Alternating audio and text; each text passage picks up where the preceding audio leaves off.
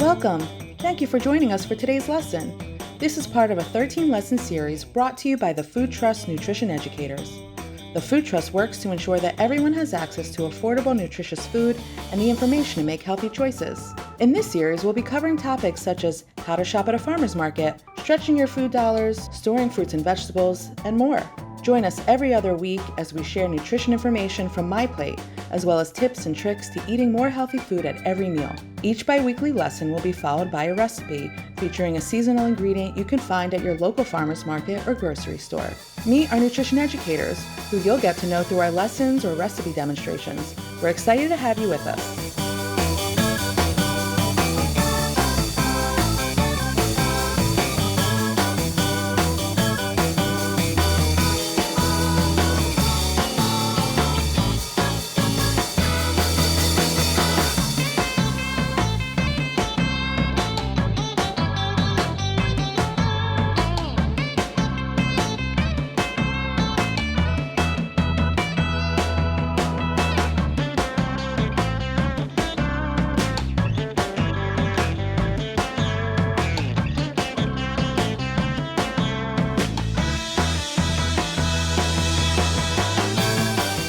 Thanks again for joining us. Please fill out our anonymous survey at the end of this video so that we can find out more about who we're reaching and how to serve our audience best. We hope you come back for our next lesson. See you then!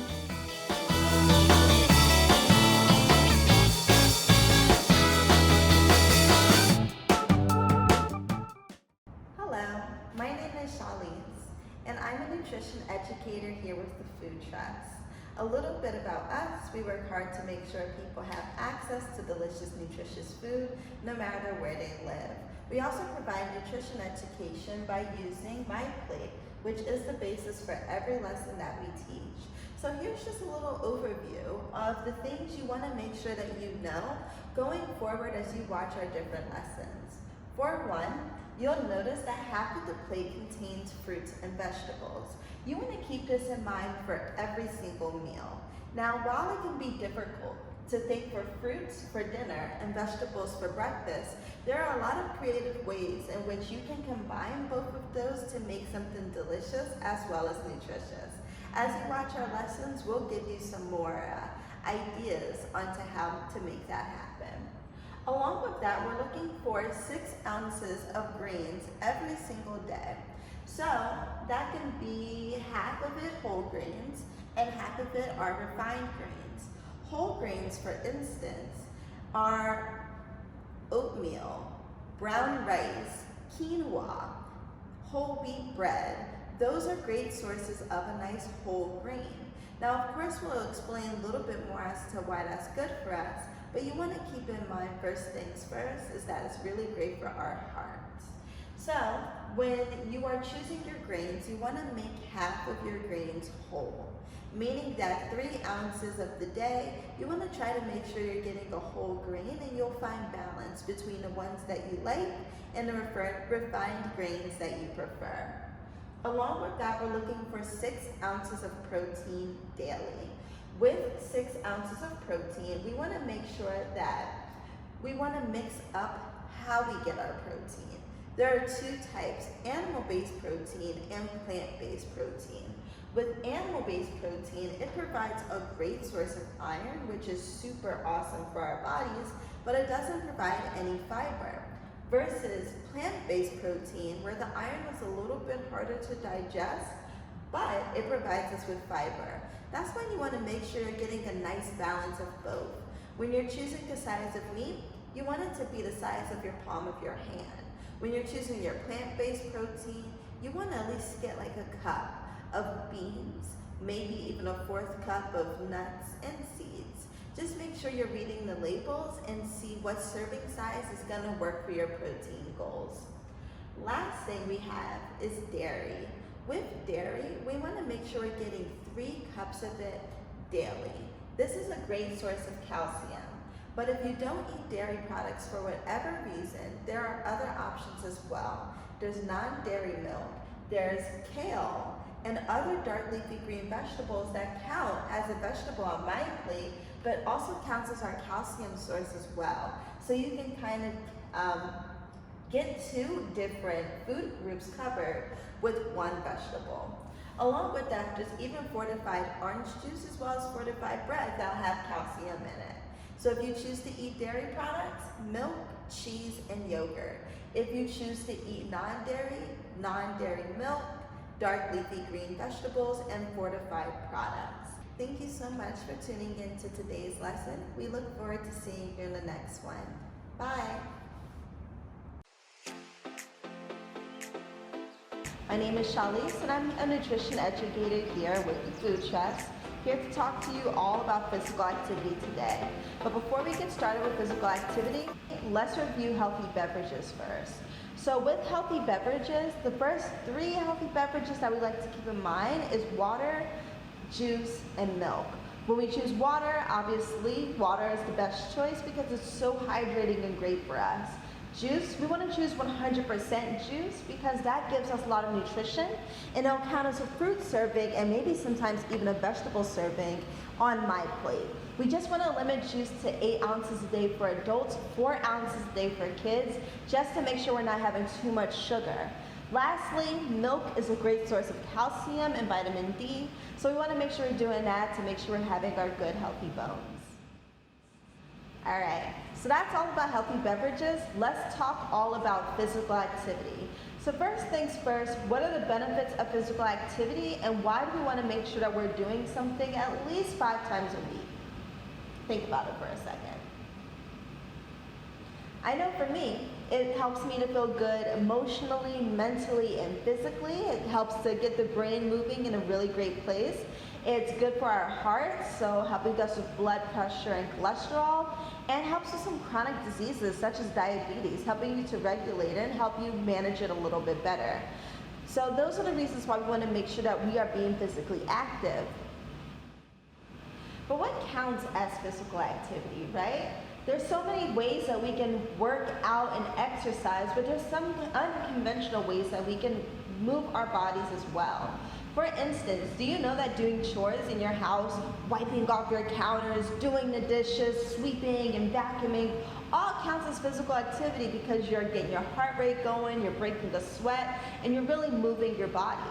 So something like keeping your house clean can help you stay physically active as well. Then of course we have our more conventional ways like running or walking or just dancing around in your house to your favorite song. All of those things count because again, it's getting your heart rate going, helps you to break a sweat, and then you start to get warm and actually feel good in your body. So now that we know what counts as physical activity, how much physical activity do we need daily? Well, not necessarily daily, but how much do we need in general? Generally, a week we're looking for 30 minutes, 5 times a week. So 30 minutes of physical activity, 5 days a week, and it could be whatever days you choose. You just want to make sure that you have some rest time so that your body can recuperate and heal itself as you build these nice, strong, and healthy muscles and bones. But now that we know what counts as physical activity and the benefits of it and even how much we need, now we need to know how we can break through some of those barriers that stops us from reaching those 5 days a week, 30-minute goals. So for one, it can be rather expensive, right? Some of those gym memberships can be really costly. So some of the ways that we can actually cut down on that is looking for free activities. Walking around in your neighborhood, going for a run, playing with the kids at the park, using even something like YouTube to see what other physical activity things you can do with a friend or with your family or even just by yourself. All of those are great ways for you to still move your body and not have to break the bank. All right, so it can be a little expensive, but now we have a good plan as to what we can do for physical activity that's not going to break the bank. With that in mind, I just want to take it back to my plate because being physically active is great, but we want to make sure we're eating healthy as well. So we're always looking for 2 cups of fruit, 3 cups of vegetables a day, looking for 5 cups of produce daily. By eating a lot of fruits and vegetables and moving our bodies, it's going to help your body to operate at its best, most optimal level. So we want to make sure that we're eating healthy, being physically active, and just trying to find a balance between the two. So thank you so much for joining us today to talk about physical activity. Again, my name is Chalise. I'm a nutrition educator here with the Food Trust, and it was wonderful to be able to share this with you today. We look forward to programming again with you in person soon. Have a great rest of your day. Hello. Thank you so much for tuning into today's lesson all about physical activity. Let's talk all about the different tips you can use in order to stay healthy. We're looking for 30 minutes of physical activity 5 days a week. 30 minutes doesn't necessarily have to be done all together.